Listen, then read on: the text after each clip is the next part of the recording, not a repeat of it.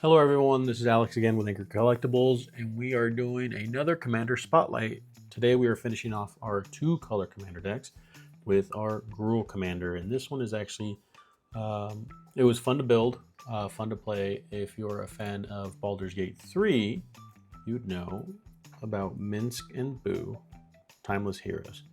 It's a legendary planeswalker for 2 red and green, entered with 3 loyalty, and when Minsc Boo, Timeless Heroes, enters the battlefield, and at the beginning of your upkeep, you may create Boo, a legendary 1/1 red hamster creature token with trample and haste.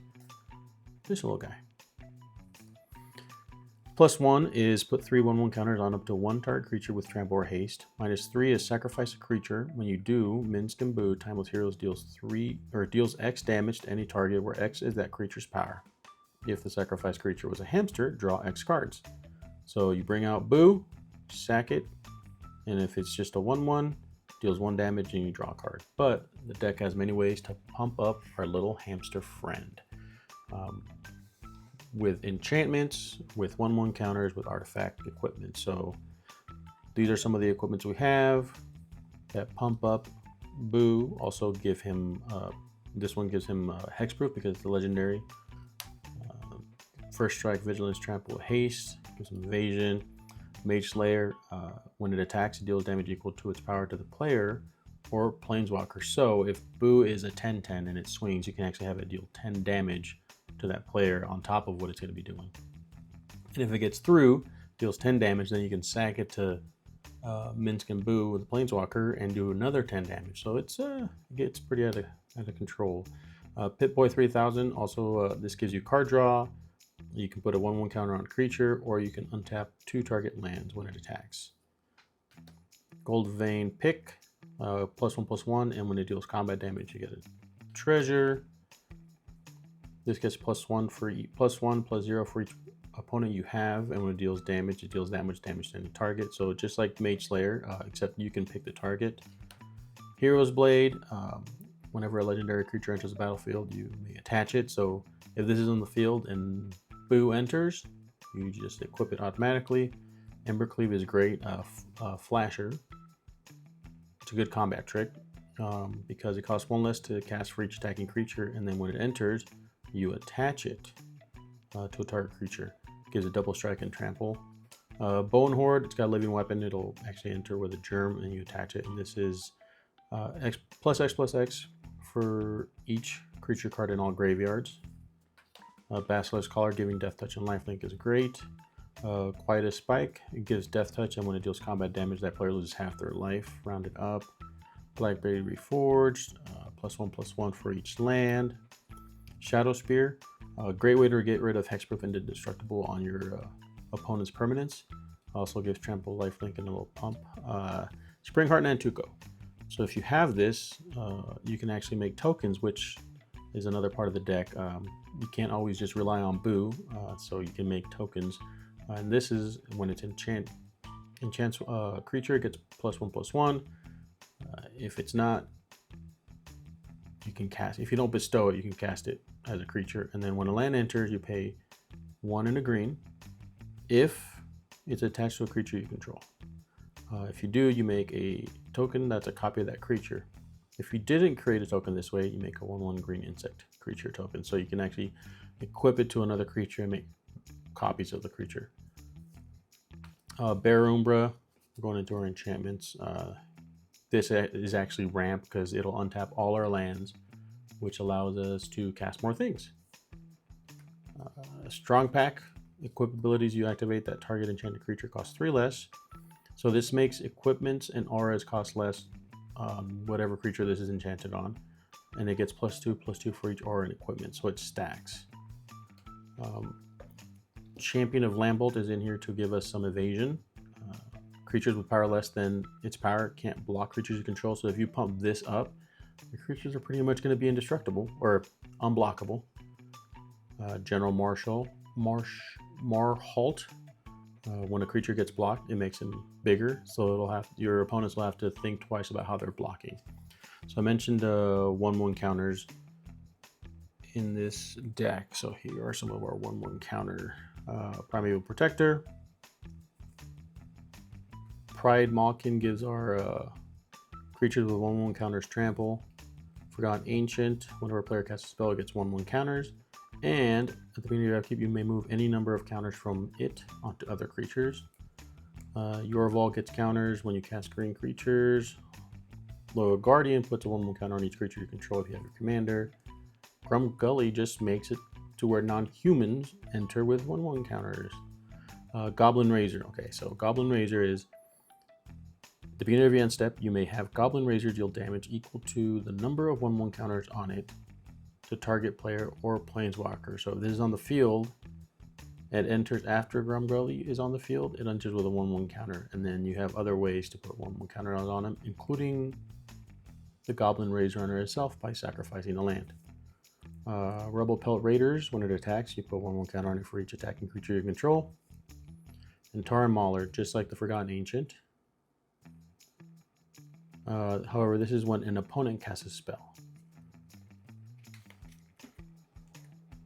We do also need mana to cast our spells and equip our things. So we do have some ramp. We got Soul Ring, Cultivate, Tanuki Transplanter. When it attacks, add an amount of green equal to this or equip creature's power.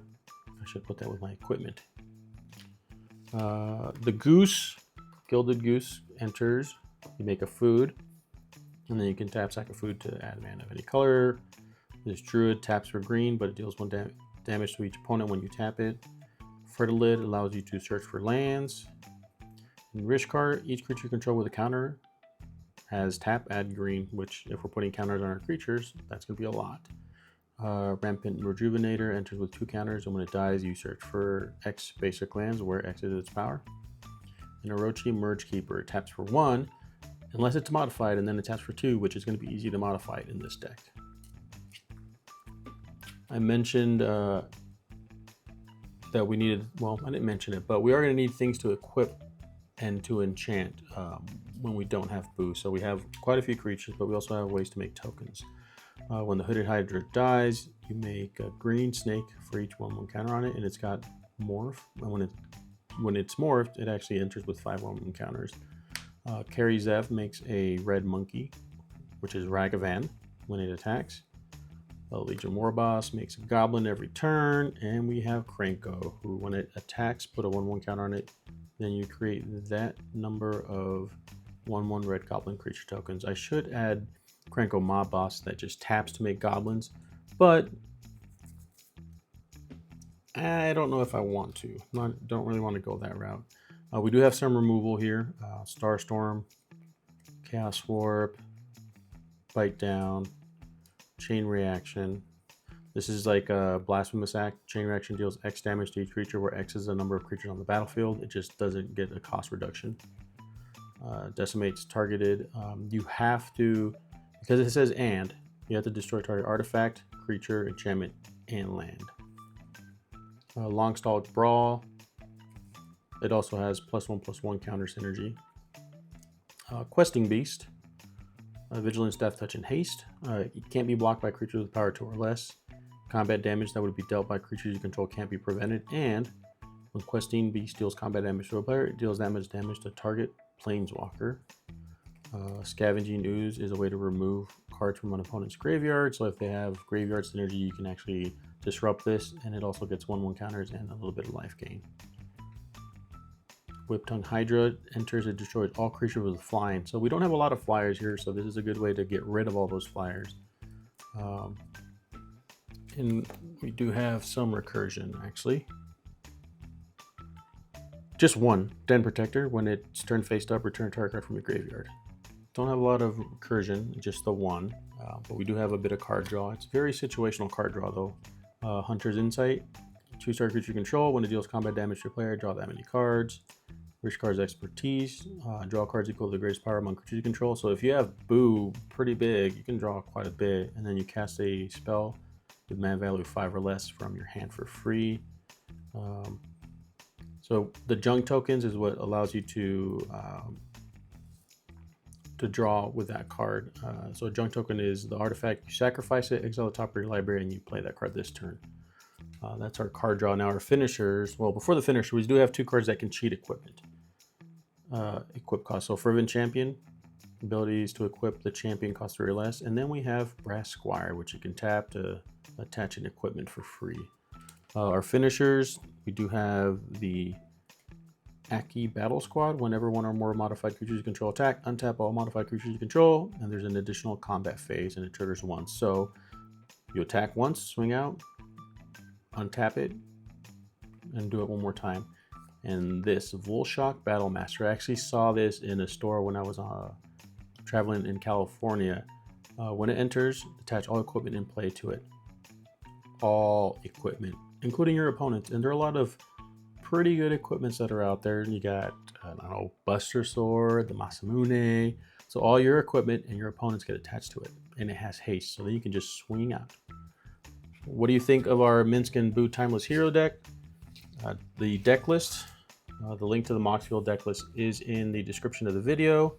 Check out our other Commander Spotlight videos. We got a whole playlist, as well as videos where we open up sealed product. If you're looking for any items, check out our store. anchorcollectibles.com is our website, but we also have a TCG Player store. Thanks for watching, and we're going to start going over our 3-color Commander decks. So if there's one that you want to see, comment, and then comment what your Gruul Commander is. And thank you for watching.